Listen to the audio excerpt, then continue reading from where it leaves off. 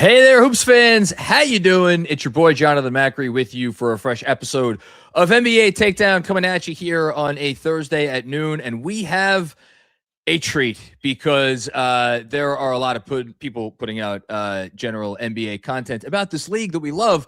Most of it is shit. The person that I'm talking to right now is putting out absolutely fantastic content, both on his YouTube channel, which if you're watching this, I am sure you have seen something from it. 6 Rings of Steel, or shall I say SRAS, because we are in the acronym game with Matthew Geist. How you doing, brother? Good, Jonathan. Thank you for having me on. I'm excited to kind of just talk for the next half an hour or so, just what's going on in this NBA landscape. I got to ask you though, I know like as an avid Knicks fan yourself, yes, what's your kind of thoughts, opinions on the whole NBA Cup banner situation? I know you probably talked about it a ton, but it's Bannergate.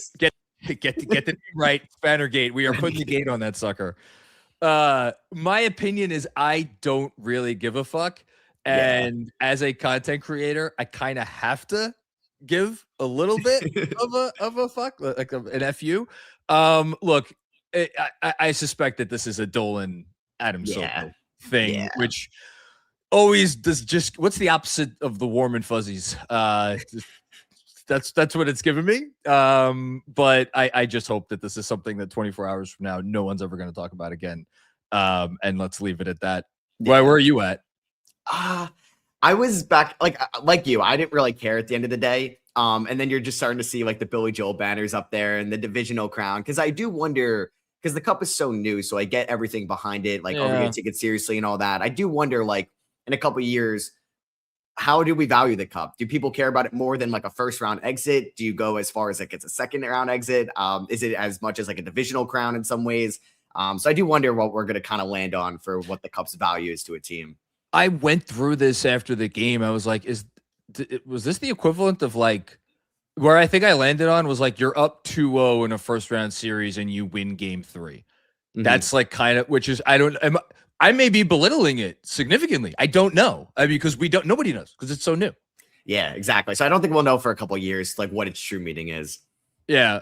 Whatever. It was a fun thing. It's cool that the Knicks won a thing, even though it means they might lose to a thing called the Indiana Pacers tonight because they're going to have Trey Jemison starting at center for all we know. Mm-hmm. We're not going to talk about Trey Jemison today. We are going to talk about NBA trade values, which is one of my favorite topics. It's something that I thought of in the context of you because you put out these fantastic tweets every day or when do you actually send out your like things I like for, was it the morning after or at night? Yeah, so I'll try to watch like 2 to 3 games at night, like really locking in, and then if there's a close fourth quarter, and then pretty much in the morning after I'll try to rewatch the condensed games as much as I can and then kind of give my thoughts while I'm watching those. So those tweets that you send out, it's very rare that something new comes along where I'm like, this is now has become part of my daily content diet. I have to check in with those tweets every day because you managed to get at the heart of all the most important stuff from the night before. And you also obviously comment on other stuff on social media, including like, what would this player get if the team X, put them up for the trade? So that's what we're doing today.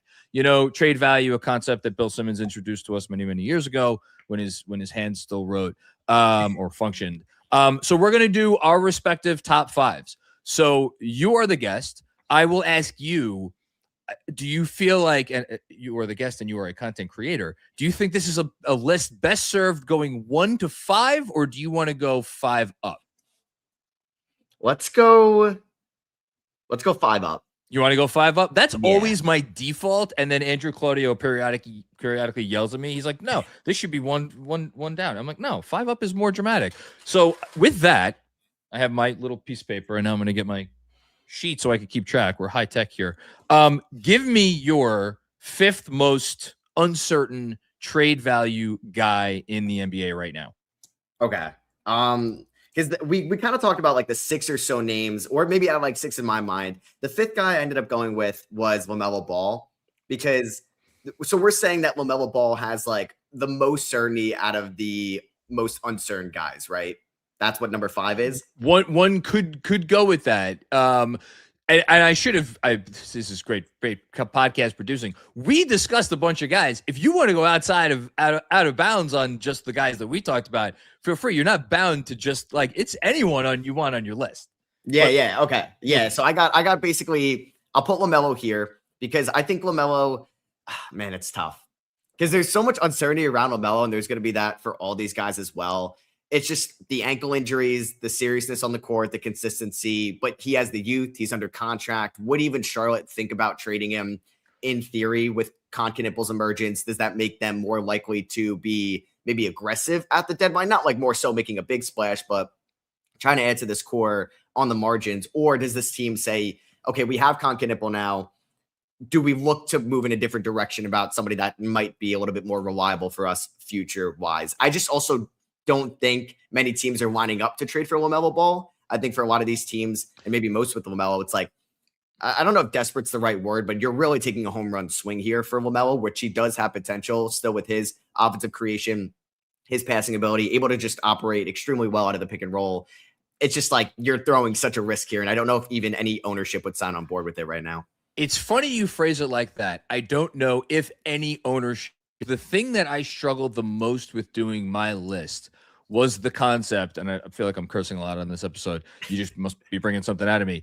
Is the it only takes one asshole concept.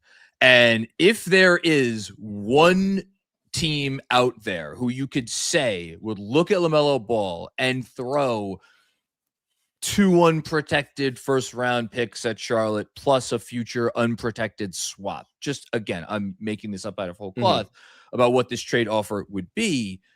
Is that enough to put him high on the list when you would also consider the fact that, as you just said, most teams, most ownerships would probably not look at this guy as a guy that they would sign off on. You know what I mean?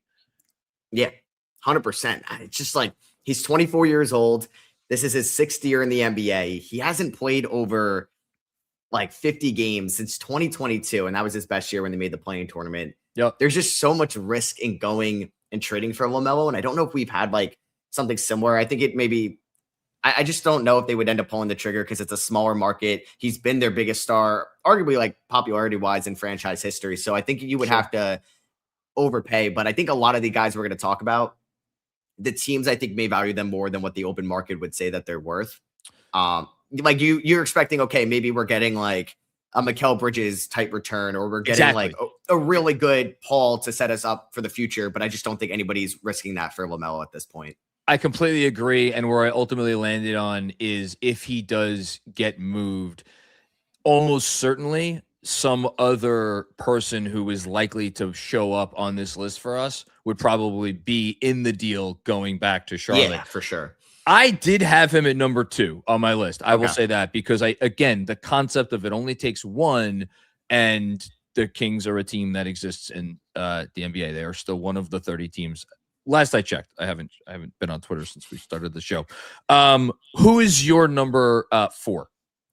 Okay, so this guy is probably maybe the most reliable guy we're going to talk about, but ironic enough, he is hurt right now. I have Domantas Sabonis here at number 4. He was my number 3. Okay, so we're kind of in line there. I mean, Sabonis is a very productive player offensively, and there's definitely things that open up the offensive game when he's out there as your main offensive hub, running DHOs with him. He's so physical around the glass. He can find guys in the corner, and you can honestly make an argument like he's been so productive in maybe not a functional environment, at least for the last like year and a half in Sacramento.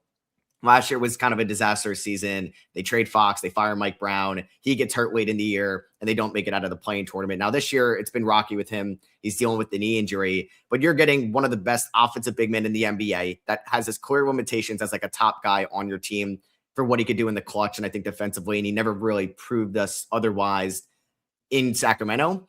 But he's under contract for the next 3 years. Out of all the guys we're talking about, I know he's hurt right now, but he's been the most reliable in terms of staying healthy on the court. Where I do wonder if you're looking to kind of re-identify your offensive scheme, do you make a push for Sabonis, who might be not worth as much as we thought like a year ago? I completely agree, especially since a year ago, if you were so inclined, you could have looked at the 3-point percentage and be like, okay, the number starts with a 4. The volume number starts with a 2, and I think there was a point and then a 0 after it. But the percentage number started with a 4. This season, obviously small sample size because he's been hurt for a while. That has come down closer to his career norms. So like, but even with him shooting the threes last year, there was never any conversation about, oh, maybe you could play him with another traditional 5, which is where I really struggle with, because I completely agree with you. You are getting this offensive hub at center, even one that does not shoot threes. But to me, the Sabonis question comes back to organizational goals.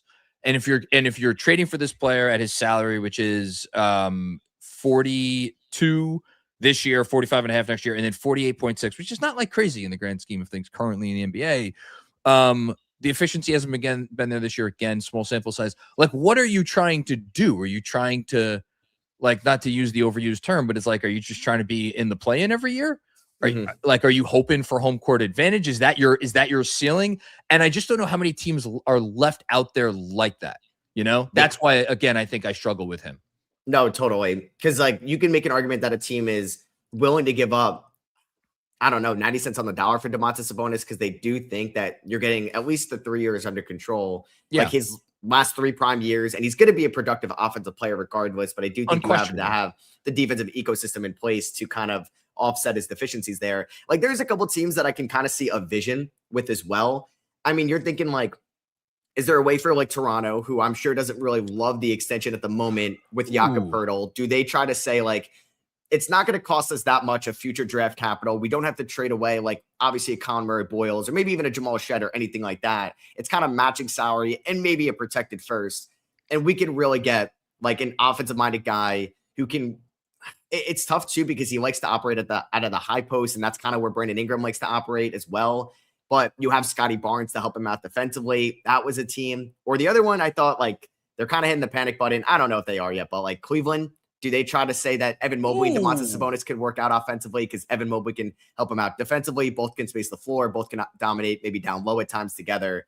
I wonder if that would be a team, but with the apron and stuff, it gets complicated. Yeah, the Cleveland making any trades right now, it's going to be tough. But they're so interesting to me because, like, I was just talking to Fred Katz last week about the Cavs, and he spent several days with them earlier this year.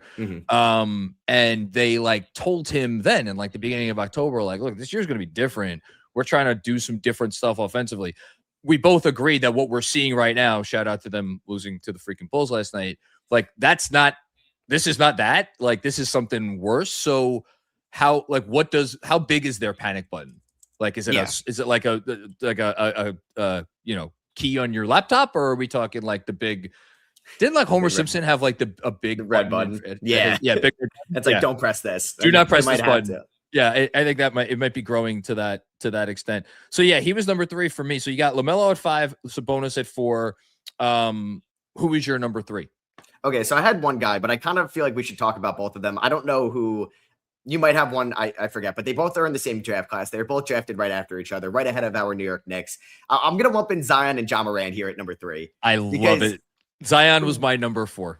Okay. Zion, I have no clue what's going to go on with him because you can cut him at the end of the year and not even take a financial hit whatsoever. When New Orleans even like, I think I'm ready for them to move on. I'm definitely ready for them to move on. The young guys look good. I'd rather allocate that 25% of your cap somewhere else, even though you're not going to get an individual talent as good as Zion. Maybe when he's on the court, you're at least going to get reliable role players that could play, help out the young guys, elevate your floor, and maybe you can look somewhere else going forward. I have no idea like that. This comes down to like the Clippers, a team that's like willing to take a swing on Zion. Maybe you have a bad contract that you can match there because he's making a decent amount. So it's very tough. And then Ja's tough as well. Ja's obviously not looked great this year. It looks like the athleticism a little bit has taken a step back. The contract is large going forward, and he has a fully guaranteed contract, unlike Zion. And I think, like LaMelo, and maybe somebody else will talk about as well, I do feel like if you're trying to poach away Ja Morant, like Memphis is probably going to ask more than maybe what the open market says he's worth. What makes both of these situations so fascinating is what you just kind of nailed with New Orleans, but you could say the same thing with Memphis. How much are these teams just ready to be out of the business of these particular players? And I think that's what makes the Queen pick, for as much as that trade, may go down as one of the more disastrous ones in NBA history for reasons that have nothing to do with Derek Queen. Like, at least now they have a potential new North Star, where they could, look at the guy who was their North Star, obviously for years in Zion, and say, okay, we can now move off of you. But just because you make that decision, like, you can't treat Zion as a salary dump, because if you were going to do that, just keep him and cut him. So you have to get something of value for him. And where is the team out there? So for me, Zion's more interesting than Ja, because I think Ja, you nailed it. The athleticism seems to be what it is right now. I'm just not making that investment unless I'm, again, maybe the Kings. I bet you there's a team out there that would like a decent organization, like a good organization who would say, you know what, we're going to get him out of that situation, which, by the way, New Orleans has not proven that they could foster like real productive, long-term, high-level NBA talent ever. And just get him out of there, put him in our organization, our system. Like, this might sound insane because, again, they're probably going to go for Giannis. But, like, if Miami could make the money work, is that completely out of bounds? Like, I don't hate, like, you're right. You get them in a right organization, and what better organization to turn things around is like the Heat culture themselves, and really get them under that umbrella under Spoelstra. I wonder what that would be. And Bam is spacing the floor better this year, so you can play them out there. You can play Khalil Ware out there. The one thing that is interesting for them too, because you could honestly make a good argument they can get there financially, because they've been shopping Wiggins. I don't even know if he'd be in there, but like, they have that $26 million Rozier contract, which I don't think we know if they're allowed to trade it yet. Like, it's kind of iffy right now. I think they should be, like, my personal opinion, but I don't know what Adam Silver is going to decide on. It doesn't sound like Adam Silver knows what Adam Silver is going to decide either. So yeah, I think, like, if I'm a team, I think there's a couple teams, like for New Orleans, like for Zion, if you can get there financially, and with the emergence of Derek Queen, and like you have Trey Murphy and Jeremiah Fears, you don't have your first round pick. It's a sunk cost. We all know what that trade was at this point. You just kind of want to think about the next 2 to 3 years going forward. And as much as I want Zion to succeed in New Orleans, I want that fan base to have a better team to root for and a more competent organization to root for. It's just tough for me to ever see it working out in New Orleans. I think that ship has sailed. It has to be, because that's the thing. It's like, if your organization trading for Zion, you are doing so because there was a part of you that feels like this could work. And, but also confident enough in whatever you're giving up that, if it doesn't work out and you do whatever it is, end up waiving him or just letting the contract expire. It's like, okay, no harm, no foul. We didn't do anything that's ultimately going to kill us too much. Maybe one other team. And again, how funny would it be if these two teams did business again? There's no Atlanta trade that makes sense, right? For Zion, they do have the Kristaps contract that's apparently been in rumors. They do. And some other money that another guy. Honestly, because I'm trying to think about it too. It's tough, because like, when you're maybe saying Zion's next contract or next team going forward, is he more likely to be like, I don't know, Ben Simmons, where it's just like, you think it's going to work out, he has all the talent in the world, and it doesn't work out? Or I don't know if this is the best like comparison. Like, I guess Andrew Wiggins, in a way, like, kind of re-identified who he was going from Minnesota to Golden State and being that guy that can help you get over the hump. That's not insane, except they're both number one picks. He rebranded himself as a role player. Yeah, exactly. I don't know if Zion's going to do that. Yeah, look, all of this is why he was 3 on your list. Okay, who is your number 2? Okay, number 2 is Trae Young. Just because, and the number 1 guy, which we'll get to, obviously, I think there's the best chance he gets traded. And I think just me picturing like, okay, a trade's going to happen, I just have no idea what the value is going to be. But Trae Young is also another guy where I just don't know if he would get traded. I think it's going to be big for whenever he comes back. Obviously, like, they've looked good for the most part, but it's not like they have the best record in the Eastern Conference right now by any means. And Trae, it looks like, I think he's questionable for tonight, actually, it looks like. So I think that's an upgrade. Yeah, so it says he's upgraded to questionable. I don't know if he'll play, but he's coming back soon. He didn't get off to a good 5-game start, but when you look at like Trae Young's career, he never really gets off to good starts. And we all know kind of like what he is as a player. He's a great offensive engine. He can really carry your offensive workload at times, but it's tough with the volume he gives you, at least over the last couple of years, hasn't been the most efficient. We know about the defense, and we've gone kind of backwards in terms of his success since the 2021 conference finals run, beating the Knicks and then upsetting Philadelphia. So we'll see what ends up happening with Trae Young. I think there's always like the Giannis thing. They have capital. They would maybe want to keep Jalen Johnson. So do you trade Trae Young? But he's a free agent at the end of the year. He's got that player option he's going to opt out of. He's going to get a long-term deal from somebody, if it's Atlanta or somebody else. So that's where I was like, I have no idea what his trade value would be, given that he could be a free agent. And the guys we talked about are under contract.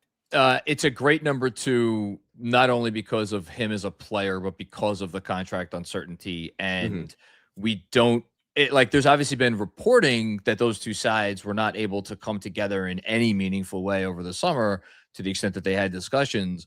But we have no idea what Trey like. For all we know, Trey Young could just be sitting there and being like, "I'm a max player, and if you're not going to offer me a max contract, then I'm not signing with you." Well, I mean, what happens if nobody offers a max contract? It's a different Exactly. question. But again, it makes it very interesting because is there a team out there right now that if they were like, you can have Trey Young next year, if you offer him a max contract, you might have to move some money around, but like you could have him if you're willing to offer him the max. Are we sure there's a team in the NBA that would be like, yeah, we're going to offer like Brooklyn's going to have a ton of money.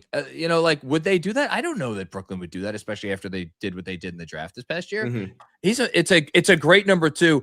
He ultimately, believe it or not, I didn't even have him on my list because I just think for that reason, I think we know what his, not that we know what his trade value is, but we know it's not as high as we would have thought it was like a year ago. No, yeah, I think this would be also a little bit more interesting too. And I think the Hawks are way too talented to fall out of it. It's a weak East, but like I'm trying to remember where they ended up. When the Raptors kind of had their fire sale, trading OG to the Knicks and then Pascal to the Pacers. Pascal was a free agent at the end of the year, and I think Yep. OG was too with the OG player was option. as well. Wink, wink, Yeah, so CAA. Yeah. yes, it helps when what OG's agent is the GM's son. So you kind of know you have a deal under the table there. But I wonder if like a team is like, okay, we just need a kind of agreement that we could trade for Trey Young. We'll give Atlanta some type of asset, and we're willing to give them the extension, kind of with like Indiana and Siakam. The only other team I could think of is like maybe Washington. If they're saying, okay, this is going to be the last year of the rebuild, we're going to maybe move up in the lottery. Who knows? Yeah. And then we want to be competitive next year. Trey obviously elevates your floor. They don't really have the franchise point guard on the roster right now. They have the money easily. They have the money too, which they're going to have cap space. So that's the one team that I thought of. That's such a this is why he's a great number 2, because imagine being inside the front office when they're having the discussion like, look, pick whichever young player on our roster we're least high. I feel bad saying this because I used to be high on this guy. Are you a Bilal Coulibaly guy? I was more in the past. Right? The defense is fun, but man, the offense still has so much to work on. So like pick one of CJ or Middleton's salaries and add Coulibaly. Give him one more lesser profile young player, and like a future protected first or something. And like, okay, that's our offer. What's Atlanta doing? If Atlanta's like, we are going to be scared to give them 55 million or whatever it is, Washington is willing to do that because they have the cap, they have the young core in place. Is Atlanta like, okay, we might as well just take the asset. We might as well get something for him because he can, if it was kind of like this offseason where no teams had cap and we know we can facilitate a sign and trade, but that's not the case. Like there is a chance teams are going to have cap space and trade could walk for nothing. I very fascinated to see what happens. All right. You're number 1. Yeah, so it's Anthony Davis because I think it's also why I wanted to put him at 1 and talk about him because I think he's the highest probability of getting traded out of anybody we've talked about because obviously like Nico Harrison trades for him. He's no longer there. They're underperforming this year to kind of their expectations. They're 10-17. Definitely have a chance. Like they're not out of it yet, but you're thinking they peak this year, maybe as a 7th or an 8th seed. They walk into Oklahoma City or Denver. It's going to be a sweep regardless or a gentleman's sweep. So they're trying to, I think, accumulate some type of assets for AD. They need to see him healthy for a consistent time, kind of going back to like the Zion thing. You need to see him out there healthy, looking like he's at least somewhat of the AD they traded for last year. And just trying to picture what team, which I think he does have maybe a stronger market than maybe I realize. I just wonder, is it straight like matching salary in a way where there's like an intriguing veteran, like say it's like Toronto, it's Jakob Poeltl, or say it's like Golden State and it's like Kuminga, right? Like it's just like an intriguing matching salary coming back or some type of contract coming back. And then we get like a first rounder, or are you getting like a really good return at this point for AD, which I'm not sure. 32 years old, injury history, making a lot of money. He could be a free agent at the end of next year. That doesn't really work in Dallas's favor, I feel like. You would think that a player that other teams could look at and pretty unequivocally say, if this guy is healthy, he will raise our championship ceiling. He is a top 15 player when healthy. He is a top 5 defensive center when healthy. Like there's no question about that. You would think that there would be a team out there trying to win a championship this year, or even let's extend it to next year. Let's give a 2-year window that would say, we will roll the dice. And yet, my favorite two words this year, and yet I can't find the team that is like a real team. Like, put the Bulls rumors aside or whatever. And like the fact that I've had, and AD was my number 5. I'm going to give you my number 1 in a bit. You're going to laugh. Okay. The fact that like on multiple post game shows, I've, that Cat has maybe not had a great game. I've had to deal with like different comments where it's like, would you do it? Yeah. And I'm like, man, we're really going to have that conversation. And yet in the back of my mind, I'm like, is it that crazy of a conversation? So that's why we're here. It's not. I mean, if AD was like as reliable as Cat's been for the Knicks health wise, I could be on board in a way, but it's just like, I think AD maybe unlocks a little bit more for you in the playoffs come out defensively. He's not the shooter Cat is offensively, but you're going to surround 4 shooters most of the time, given what Josh Hart's variance could be. But like, you're going to have mostly shooters around Anthony Davis. It would work. I just can't trust him to stay healthy. And that's the thing that I would maybe go back on if I was the Knicks decision maker. My number 1, I want you to tell me, is this the most ridiculous thing you ever heard, or I'm excited. The most ridiculous thing ever heard? It's also cheating because this player has a no trade clause. My number 1 is LeBron James. Mm-hmm. What is the trade value of LeBron James? If the Lakers decided tomorrow and LeBron was like, yeah, I want to be traded. Yeah. So the thing with LeBron, I guess, like free agent at the end of the year, he is going to be 41 in 12 days. Exactly. He's been a fine, like 40-year-old. He's been good for 40-year-old standards. He's been a little bit of a step back, like shooting the ball. The athleticism takes a dip. Once again, I just think, I wonder if it would be like the Lakers they would have had to be like not super competitive, maybe off to like a Warriors start this year where they're around 500. I think they're a little bit worse actually than their record shows. Kind of when you look at like the net rating stuff and the defense, I think is a glaring issue. We'll see what they end up looking like. I just think if anything you're getting back from LeBron is just matching salary. Maybe if you're giving up the 28th overall pick in the draft, wherever you are. Conventional wisdom, I completely agree with you. LeBron James, you're getting back matching salary. And yet the reason he's number 1, where it's like, wait a minute. Some team out there is like, we have to beat matching salary, and we could put LeBron James on our roster potentially for the final run of his career, a motivated LeBron James to show up everybody one final time. Like, is there someone out there that would actually give up real stuff? It's, again, I thought of it and I'm like, this is either the dumbest thing I've ever thought of or the dumbest thing I've ever thought of, somewhere in between. But I don't know. That was what my gut was telling me to do. Yeah, no, it's interesting too.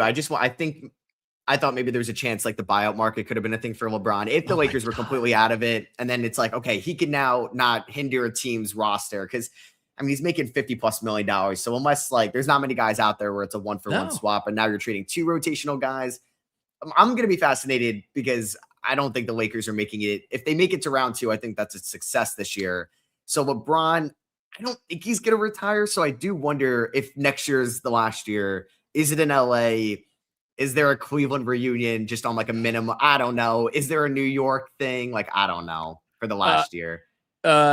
Speaking of New York, I do want to give my one big honorable mention to Karl Anthony Towns, which again, when we were messaging a few weeks ago, I was like, Cat has to be somewhere near the fringes of this list, only because again, he is the second most important player on a team that you would figure is going to win the East.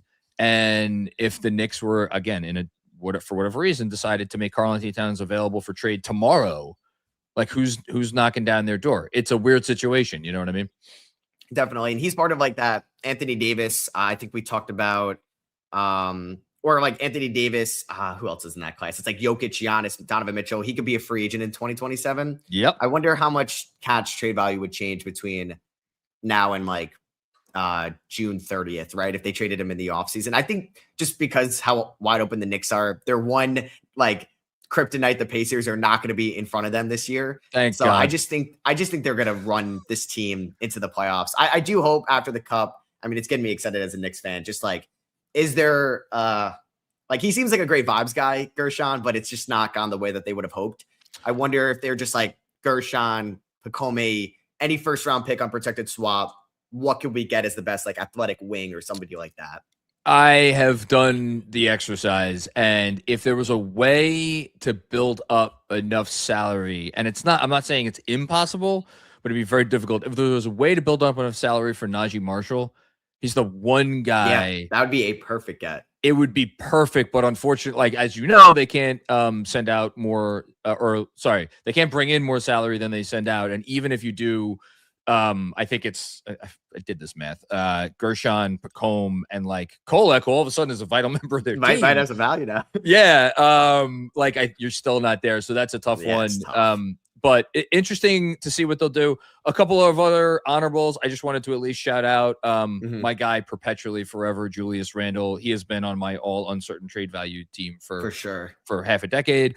Michael Porter Jr., who's like gonna get traded, and like you could tell me, is there a team that like gives up not unprotected, like good first, but like 2 firsts for Michael Porter Jr., or is that essentially like we're getting, worse salary and like a one bad first? You know what I mean? It feels like everything I've read, like he actually has positive trade value, which right? I don't think was the case a couple months ago. I think the Nets should be hopping all over that. I was about to say same thing. I said the same thing. James Harden, because again, if they ever actually did it, and his teammate Kawhi Leonard, another honorable. And then the last guy that I thought about getting cute and putting him on my list. I'm like, no, he's too good. He would go for a lot. But then I'm like, what would he really go for? Is Jaren Jackson Jr. I wanted to at least mention him. Yeah, it's been a weird year for him in Memphis. They've looked better as of late. I wonder what direction they would go in. And I think he would have more trade value than Ja. So I think there's your reasoning for like, okay, we want a better return. We trade Ja, or we trade, Triple J over Ja. He's just an interesting player, honestly. Like he has all the talent, the defensive potential, the 3-point shooting, but I just don't know if we're ever going to see him level up. And this is just what he is. That's exactly where I'm at with him, which is why, again, I wanted to give him a shout out. And my prediction for if we do this episode again next year, Paolo Banchero will make the list. I like that. I like that a ton, because I do wonder, where Orlando heads, does Franz and Paolo work? And it's been a weird Paolo year. Spoiler alert, I don't think it's going to work. But they're a really scary team, so I shouldn't say anything. Matt, please do me a favor and tell everybody watching and listening where they could find you and your exceptional content. Yeah, pretty much kind of all over the place. YouTube, Twitter, TikTok, Ross, 6 Rings of Steel, my name. You can kind of look up and you'll find stuff. I've done stuff for like Enjoy Basketball this year, which has been fun, kind of under the NBC umbrella. So yeah, just talking about the NBA, enjoying this season a lot. I know there's always a lot of takes around the NBA. I've enjoyed it a lot. I do think there's going to be changes made kind of going forward in the league, but I've enjoyed this season. I think it's been a good one. The challenge for every content creator nowadays is to make content that is interesting and accessible and exciting, while also not falling into the trap of like just going for the lowest common denominator. And you are freaking nailing it, dude. It's really like exceptional. No, it's exceptional high level stuff for whatever it's worth from me, whatever. Thank you so much for coming on today's episode of NBA Takedown. Everybody out there, thank you for checking out another episode of NBA Takedown. I am going to try to put out a short video of some kind on the NBA Takedown YouTube channel tomorrow. So keep an eye out for that. Probably reacting to something or other that happens around the league tonight. But on behalf of Matthew Geist, I am Jonathan Macri, and we will be back with more fun and games before you know it.